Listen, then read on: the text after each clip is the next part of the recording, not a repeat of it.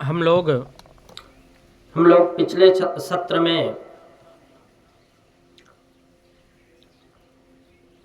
श्रवण कर रहे थे कि राम जी का अवतरण हुआ, राम जी अवतरित हुए। गौ ब्राह्मण संत और सुरों के लिए, देवताओं के लिए राम जी का प्राकट्य हुआ।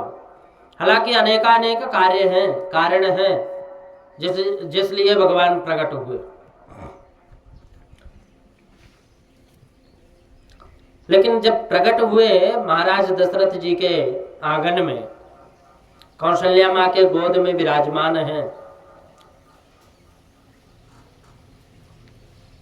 जब स्वयं आनंद स्वरूप विराजमान हो, वहां फिर किस चीज का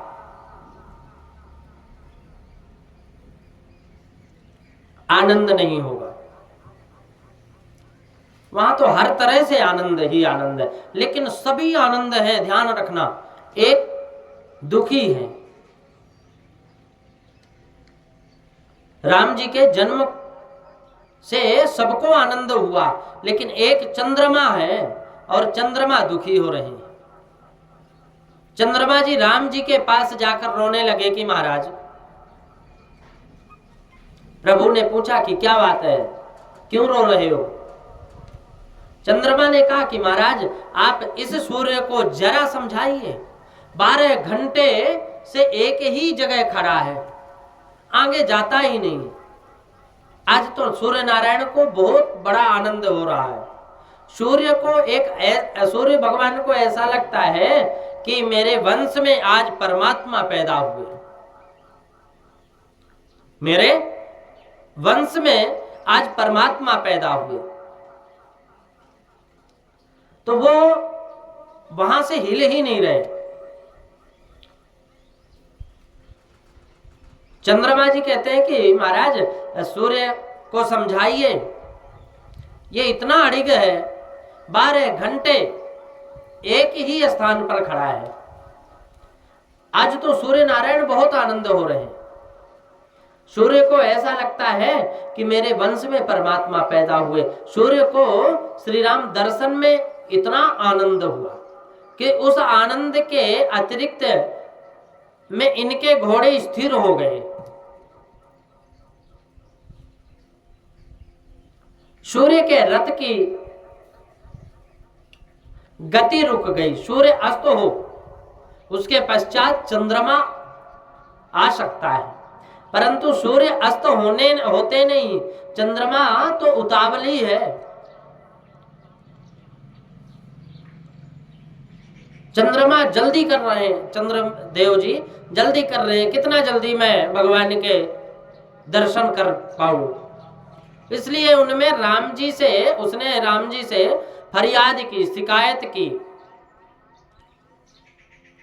कि यह सूर्य मुझको आने नहीं देता। रथ समेत रजि था क्यों, रथ समेत रवि था क्यों, निशा कवन विधि होई। ये रथ, सूर्य का रथ रुका हुआ है, तो निशा कवन विधि होई, कैसे हो? राम जी ने चंद्रमा से कहते हैं कि तू धीरज रख, इस अवतार में मैंने सूर्य को लाभ दिया है, परंतु कृष्ण अवतार में तेरे लिए मैं रात्रि में 12 बजे के पीछे आऊंगा। सूर्य वंश में प्रकट होकर रामचंद्र जी ने इस जन्म को, सूर्य को लाभ पहुंचाया है, और कृष्ण अवतार में चंद्र वंश में प्रकट होकर परमात्मा ने चंद्रमा को लाभ पहुंचाया। चंद्रमा को दिया गया रामावतार का यह वचन था कि श्री कृष्ण प्रकट हुए, उस समय संपूर्ण जगत गाढ़ निद्रा में सोया हुआ था। जगत में 2 ही जीव जगे हुए थे, वासुदेव और देवकी, और आकाश में जग रहा था चंद्रमा। जो जागता है उसे परमात्मा के दर्शन होते हैं, और जो सोया है उसे संसार मिला है, उसे संसार मिला है। मोह निशा सब सोवनिहारा, मोह निशा सब सोवनिहारा, देखहि सपन अनेक प्रकारा, यही जग जामिनी जागहि जोगी, परमारथी प्रपंच वियोगी, जानिय तबहि जीव जग जागा। जब जीव जागा तभी वो समझ पाया, जब सब विषय विलास विरागा, और होए विवेक मोह भ्रम भागा, तब रघुनाथ चरण अनुरागा। इस मोह रूपी रात्रि में सोते रहने वाले अनेक जीव अनेक प्रकार के स्वप्न देखते हैं। लोग भोग भोगते हैं, वासना बढ़ाते हैं, इसमें ही रचे पचे रहते हैं, और इसलिए वे सदा ऊँघते ही रहते हैं, आलस्य में पड़े रहते हैं। परंतु योगी जन, ज्ञानी जन, परमार्थी जन, भक्त है, उनमें जिसमें माया प्रपंच को दूर किया है जिसने, वह इस संसार में जागता है। या निसार सर्वभूतानां तस्याम जागृति संयमी। जब सारा संसार सोता है ना, तब संयमी पुरुष जागकर भजन करते हैं।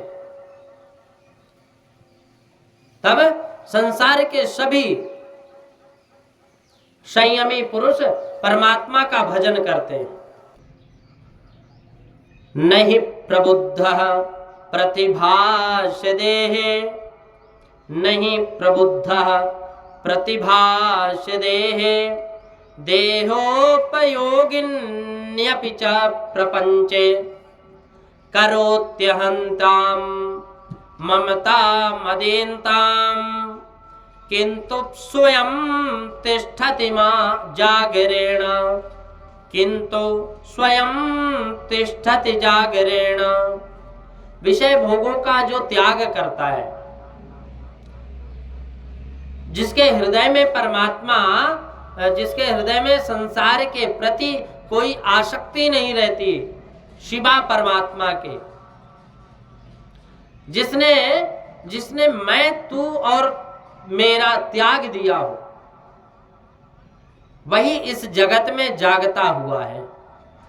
सोने का तात्पर्य ये नहीं कि रात्रि में सो जाना, बिस्तर में खर्राटे मारना, ये नहीं है। सोने का तात्पर्य है कि वो जीव माया में विलिप्त है। सोने वाला संसार सुख भोगता है और जागने वाला परमात्मा का आनंद का अनुभव करता है। जागने वाले को ही ईश्वर के दर्शन होते हैं। जो काम के अधीन है वह सोया हुआ है, जो किसी दिन भी काम के अधीन नहीं है वह जागा हुआ है, उसकी ही परमात्मा में प्रीति होती है, वही परमात्मा की शक्ति भक्ति करता है। वही जीव जब तक नहीं कर जागता तब तक उसे परमात्मा के दर्शन नहीं होते। महाराज दशरथ जी ने हाथ में कटोरा लेकर के, पिछले सत्र में हम लोग श्रवण कर रहे थे,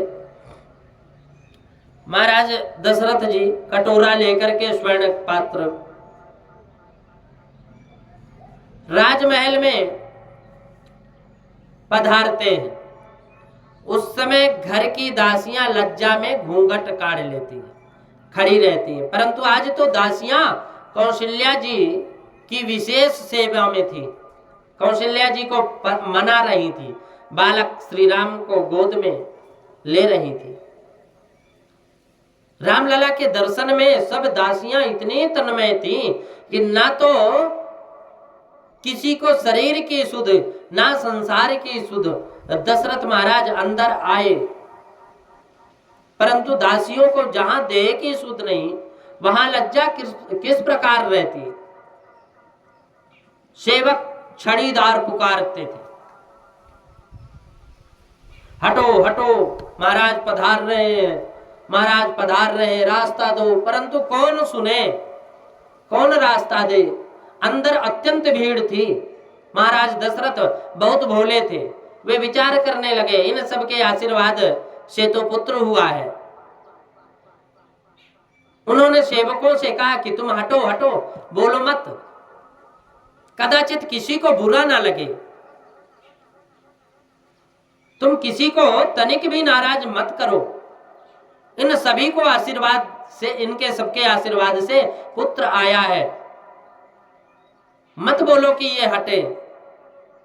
ये लोग आनंद में तन्मय हो रहे हैं, इनको आनंद लेने दो। मैं बाहर खड़ा हूं, दशरथ महाराज बाहर खड़े हैं, हाथ में कटोरा लिए प्रतीक्षा कर रहे हैं। आज तो ऐसा हुआ कि घर के स्वामी को भी कोई अंदर घर में जाने नहीं दे रहा। अंदर गया सो वहीं रह गया। जो भी अंदर गया, राम जी के आनंद दर्शन में जो आनंद आया, कोई बाहर निकलने का नाम ही नहीं ले रहा।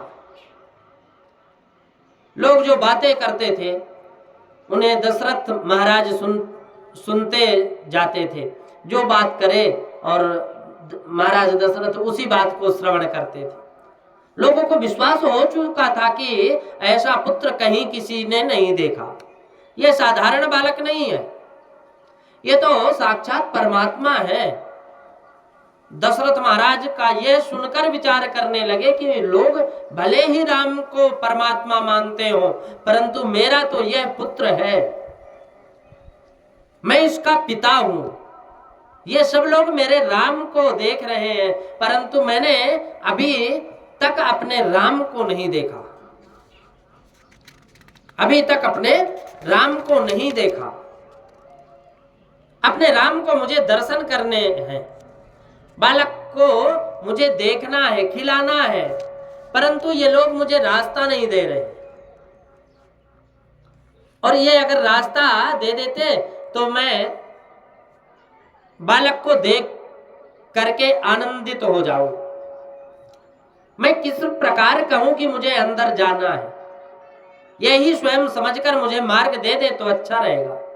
महाराज की आतुरता अब बहुत अधिक बढ़ गई। राम दर्शन के लिए अब प्राण तड़पने लगे महाराज दशरथ के।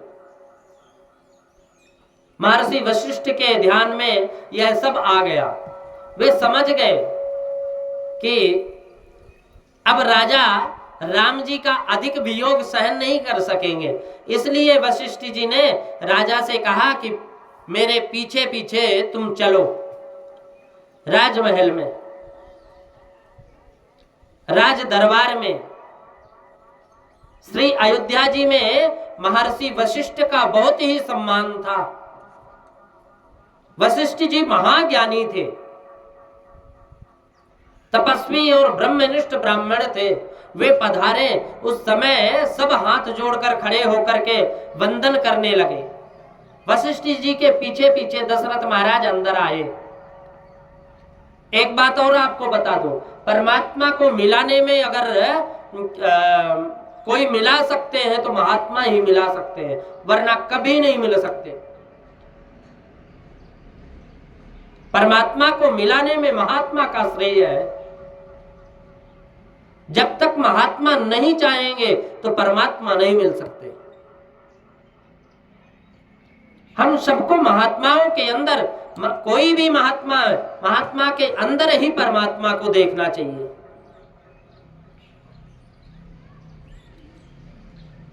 क्योंकि हमारे में इतने सामर्थ्य नहीं है, हमारे इन आंखों में इतनी सामर्थ्यता नहीं है कि हम परमात्मा को देख पाओ। परमात्मा को देखने के लिए हमें दिव्य ज्योति की आवश्यकता है, और वो दिव्य ज्योति हमारे गुरुदेव भगवान ही दिया करते हैं, हमारे संत महात्मा ही दिया करते हैं। जिनको दशरथ जी महाराज ये कह रहे हैं कि हमारे पुत्र हैं राम,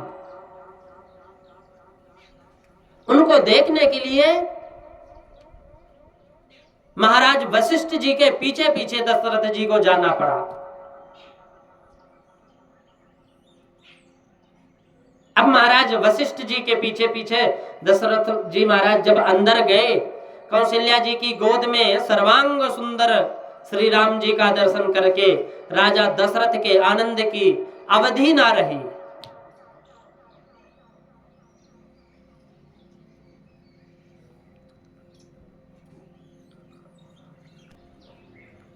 राम जी को देख करके महाराज दशरथ विचलित हो रहे हैं। उनके आनंद की अनुभूति इतनी कि वो अपने आप को संभाल नहीं पा रहे हैं।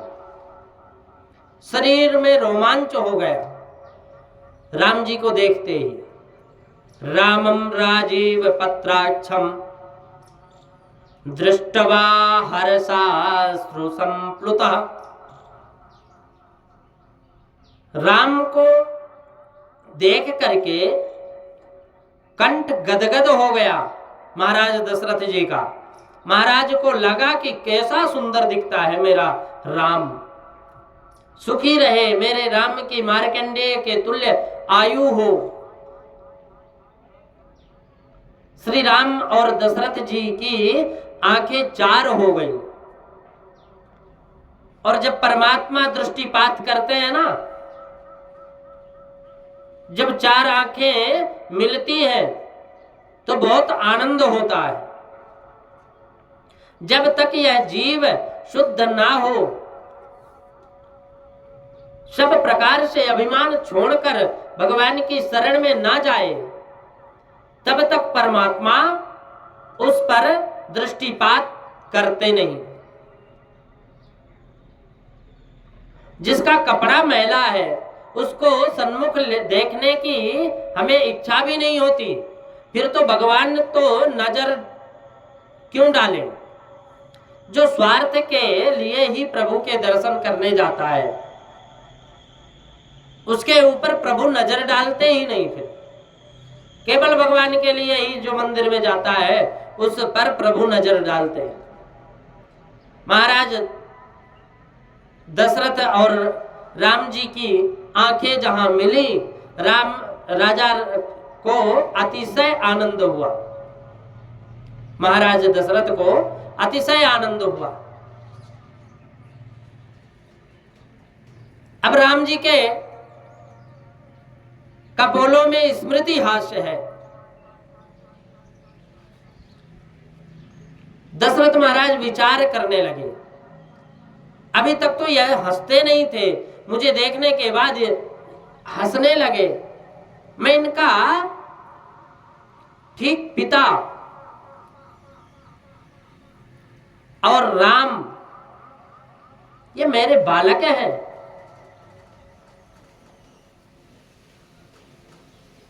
ये मुझे पहचानते हैं, शायद इसलिए हंस रहे हैं। दशरथ जी महाराज विचार कर रहे हैं तो महर्षि वशिष्ठ जी से कहा, महाराज अब कोई वेद मंत्र बोलिए, मैं मधु चटा रहा हूं।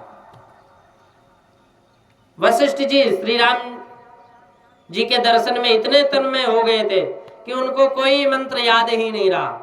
परमात्मा के दर्शन के पश्चात वेद भुला दिए जाते हैं। फिर वेद प्रभु के दर्शनों का साधन है। परमात्मा से मिलने के बाद सब कुछ भूल जाता है व्यक्ति। अत्र वेदा अवेदा भवन्ति,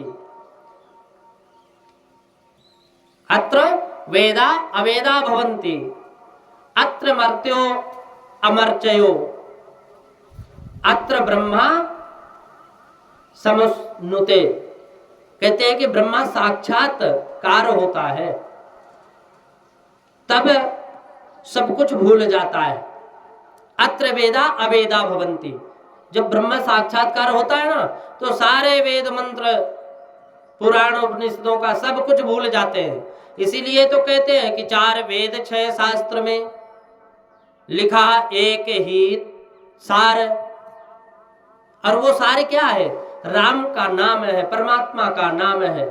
सारे वेद में चारों वेद, 6 शास्त्र, 18 पुराण, उपनिषदों में, गीता में जो भी लिखा है, ये सब कुछ, सबका सार यदि है तो परमात्मा का नाम है। परमात्मा के नाम के अलावा फिर कुछ शेष रहता नहीं। परमात्मा के दर्शन हुए, और जैसे वशिष्ठ जी को परमात्मा के दर्शन हुए ना, तो वो परमात्मा के दर्शन में इतने तन्मय हो गए कि वो मंत्र ही भूल गए। नहीं तो बहुत विद्वान वशिष्ठ जी महाराज जैसा विद्वान, जो राम जी के कुल गुरु, महाराज दशरथ के गुरु हैं, इतने विद्वान ब्राह्मण, इतने विद्वान संत भूल गए सब मंत्र, सारे मंत्रों को भूल गए। दशरथ महाराज ने पुनः वशिष्ठ जी से कहा कि गुरुदेव कोई मंत्र तो बोलो। वशिष्ठ जी ने कहा कि मंत्र क्या बोलूं, तुम्हारे राम को देखने के पश्चात मुझे तो अपना नाम भी याद नहीं आ रहा कि मेरा नाम क्या है। तुम्हारे राम को देखने के पश्चात मुझे अपना नाम भी याद नहीं रहा, मैं कौन हूं और क्या कहूं, कुछ ध्यान नहीं है। वशिष्ठ जी ब्रह्मनिष्ठ है,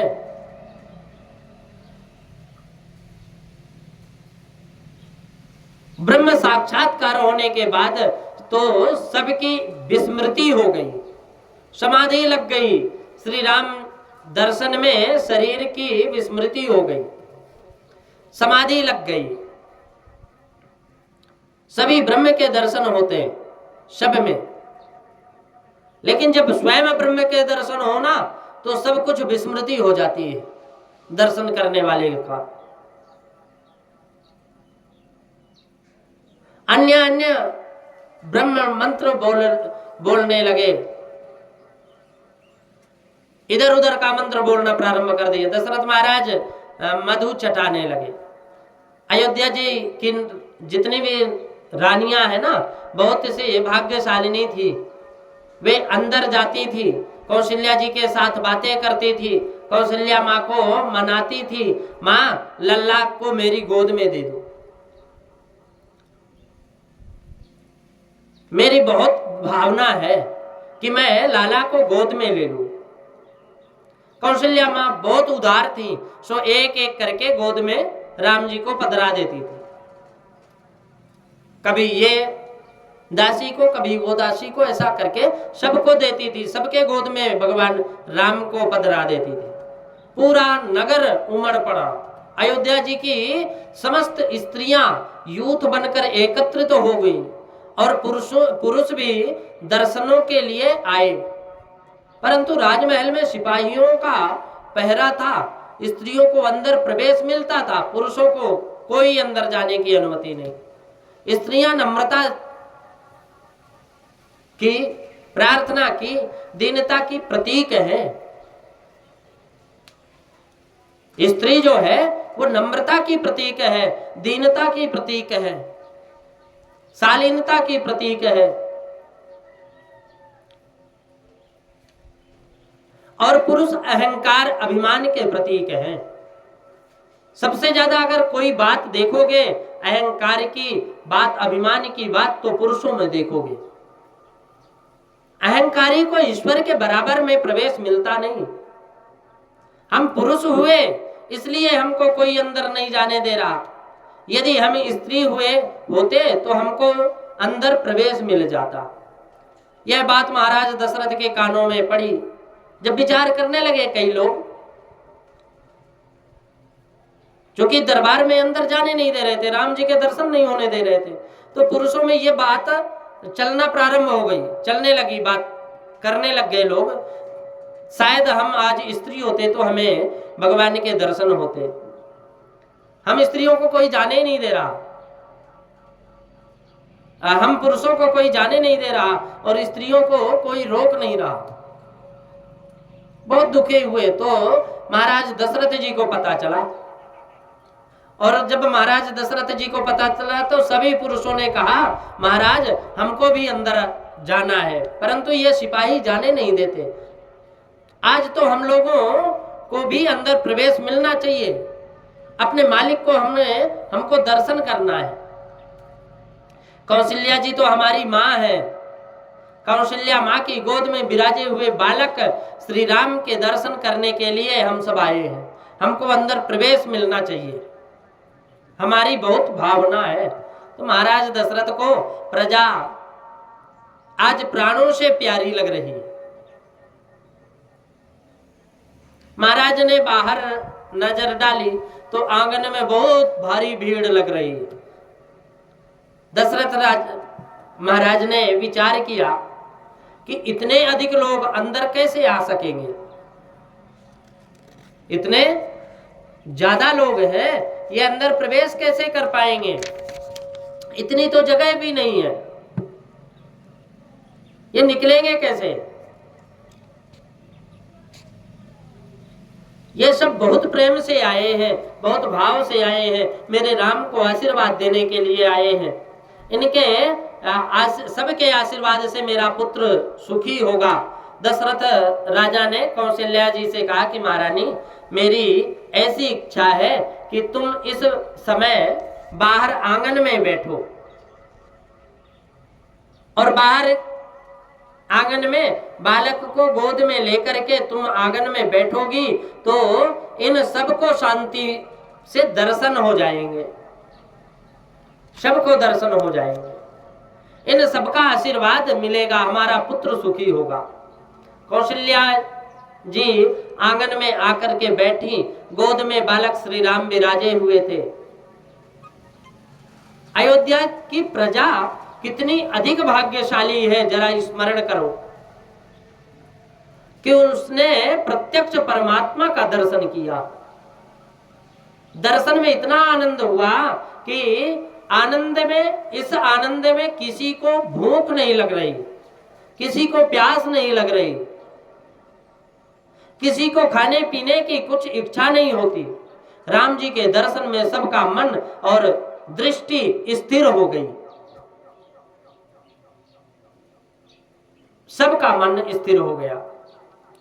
अब उत्सव आया, उत्सव के दिन परमात्मा के दर्शन और स्मरण में भूख प्यास सब भूल जाए तो वही उत्सव सफल होता है।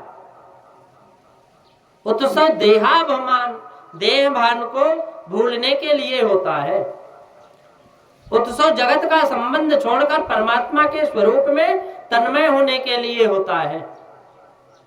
उत्सव अर्थात ईश्वर का प्रागट्य।